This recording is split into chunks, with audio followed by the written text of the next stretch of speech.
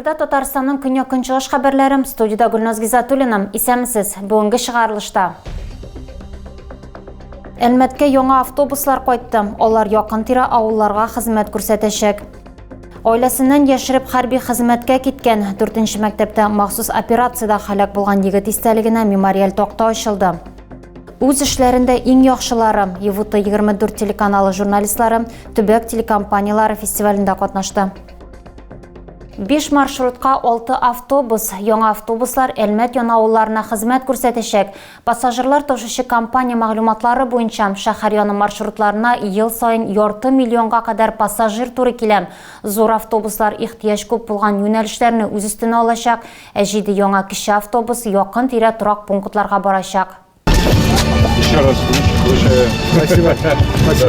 Благодаря поддержке правительства Республики Татарстан, Александра Галеевича, мы каждый год очень серьезно обновляем технику. За последнее время только купили, и вот сейчас на подходе у нас и городская техника новая. Яңа автобуслар районның халык күп яшәгән авыллары Рус Сакташы, Мәмәт, Урсалабаш, Суркин һәм Кәле маршрутларына хезмәт күрсәтәчәк. Һәр берсе 44 урынга исәпләнгән. Бер автобусның бәясе 10 миллион сум тәшкил итә. Аларны күрше Башкортстанда, Нефтекамскида җитештерәләр. Тагын 7 берәмлек транспорт кайтуы көтелә. Әлеге микроавтобуслар Новоникольск, Бишмунча, Миңлебай, Васильевка, Колшарип, Кузайкино һәм Бута авылларына юл алачак. Әнисе оның кыю һәм таләпчән булуын әйтә. Укытучысының хәтерендә тырыш һәм шат күңелле егет булып сакланып калган. Павел Клименның махсус операциядә гомере өзелгән. Ул гаиләсенә әйтеп тормыйча гына хезмәткә киткән 4-нче мәктәптә аның истәлегенә мемориаль такта ачылды. 4-нче мәктәптә чыгарылыш укучысының исеме мәңгеләштерелде. Югары Акташ авылында туып үскән Павел Климен мәктәпне тәмамлагач һөнәри көллияткә укырга керә. Егет эше һөнәрен ала, армиядә хезмәт итеп кайткач эшкә урнаша. Соңрак контракт төзеп ДНР һәм ЛНР территориясенә хезмәт итәргә китә. 21 мартта ул хезмәт бурычын үтәгәндә һәлак була. Павел Климен вахта усулы белән эш тапканлыгын әйтеп, туганнарыннан яшереп хезмәт контракты төзи. Дусларына, әнисенә бер нәрсә дә әйтмәскә куша. Әнисе улына ышана, әмма айдан артык элемтә булмагач, авыл буйлап таралган имеш-мимешләрдән соң ханым хәрби комиссариатка бара һәм дөреслекне ачыклый. Гыйнварда солдат соңгы тапкыр өендә ялда булып китә. Аннары аның үлеме турындагы хәбәрне әнисенә дуслары җиткерә. Әнисе әйтүенчә, Павел кыю үз сүзле була, үз максатына, теләгенә ирешергә ярата. Кыска гына гомерен матур уза. Татьяна Климина истәлекле такта ачылу тантанасына кызы белән килгән иде. Митинг яшь армиячеләр, патриот үзәге җитәкчесе һәм Дасаф мәктәбе директоры катнашында узды.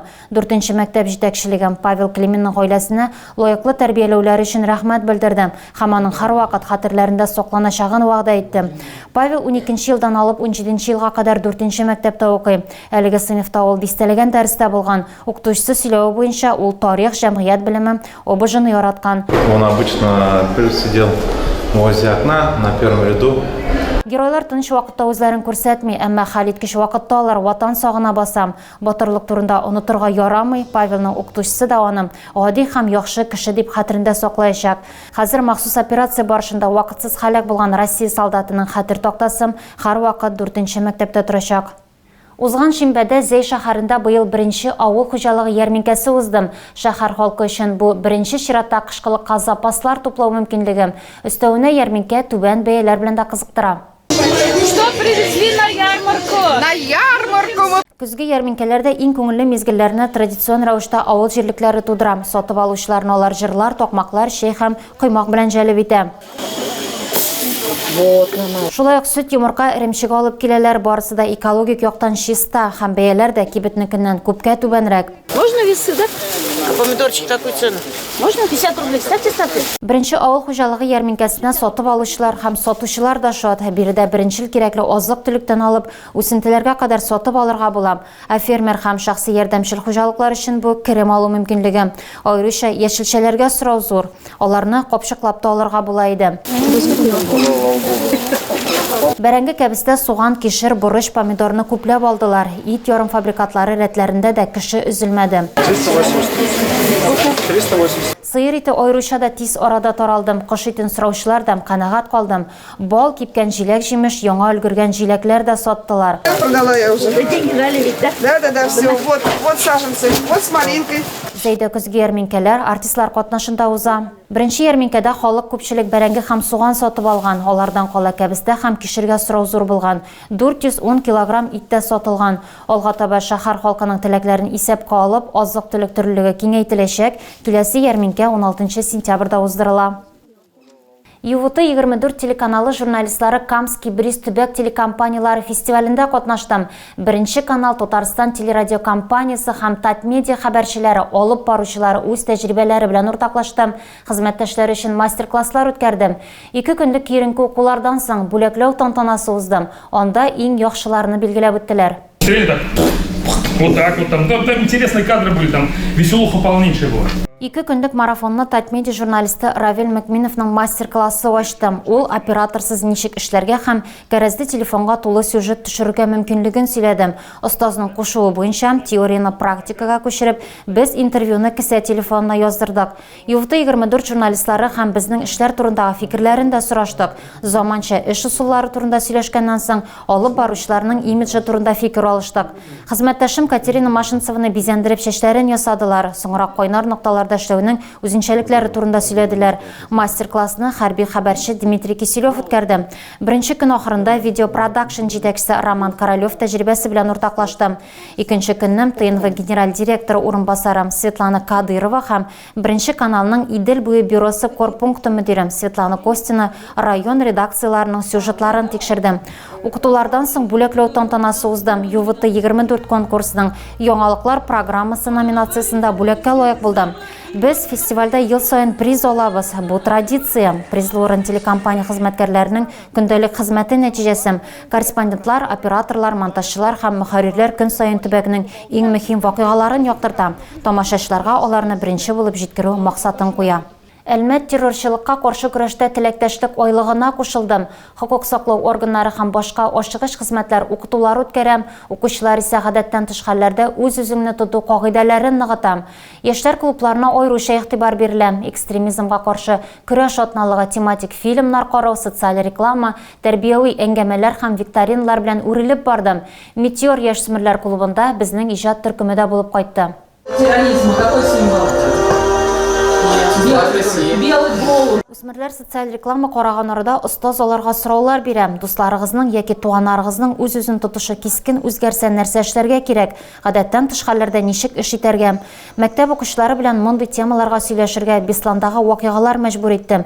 2004 елда андагы беренче мәктәптә теракт булып 334 кеше һәлак булды. Алар арасында 186-сы балалар иде. Всех на правильных и неправильных, все в отношении традиционного образа жизни и пренебрежения общечеловеческими ценностями. Россиядә 18 ел истәлекле дата билгеләнә. 3 сентябрь терроризмга каршы көрәштә теләктәшлек көне. Бу көнне Будённовск, Буйнакск, Владикавказ, Волгоград, Волгодонск, Махачкала, Мәскәү, Первомайск, Санкт-Петербургтагы террорчылык акытларында һәлак булганнар һәм зыян күргәннәрне искә алалар. Ул чордан соң күп нәрсә үзгәрде. Хәзер террорчылыкка тыныч халыкны җәлеп итәләр. Телефон мошенниклары аеруча да активлашты. Алар куркыту юлы белән корбаннарын җинаяткә барырга мәҗбүр итә. Хәрби комиссариатларны һәм башка инфраструктура объектларын яндырырга этәрә. Вы подняли трубку, услышали вот такие угрозы. Что бы вы сделали? Но было однажды, я напугалась, но у меня уже был опыт просто общения с женщиной, которая попала в эту ситуацию. И поэтому я сразу сказала, что вас выдает акцент, простите, извините, до свидания. Кайберәүләр кыска метражлы фильмнар караган арада башкалар илнең географиясын һәм анда яшәүче халыкларны өйрәнәм. 3нче төркем стикерлар дизайн өстендә эшлим. Бер атна эчендә чаралар 150 яшь үсмерне кылычладым. Күпчелек өлеше шәһәрнең яшьләр клубларына туры килдем. 500 кеше исә интернетта агитация роликларын караган. Лениногорскида Логос балалар һәм яшьләргә психологик, педагогик ярдәм үзәге белгечләре яшьләр өчен медиа грамоталык темасына дәрес үткәрдем. Балаларны интернетта сагалап торган куркыныч гамәлләр белән таныштырдылар һәм алардан ничек качарга кирәклеге турында сөйләделәр. Бүген интернет безнең тормышыбызның мөһим өлешенә әверелде. Кызыклы мәгълүмат, фильмнар, дуслар белән аралашу һәм хәтта сатып алулар да шунда башкарыла. Әмма күпләр бөтен дөнья шелтәренең нинди куркынычлар яшерә алуын белми. Яшьли Нагорскийлар өчен мәгълүмати куркынычсызлык дәресе уздырылды. Максат балаларның цифрлы грамоталыгын арттыру. Психолог мөгаллим малай кызларга интернет киңлекләрендә үзләрен ничек тотарга, нинди кагыйдәләрне үтәргә кирәклеге һәм интернет мошенниклардан үзләрен ничек якларга кирәклеге турында сөйләде.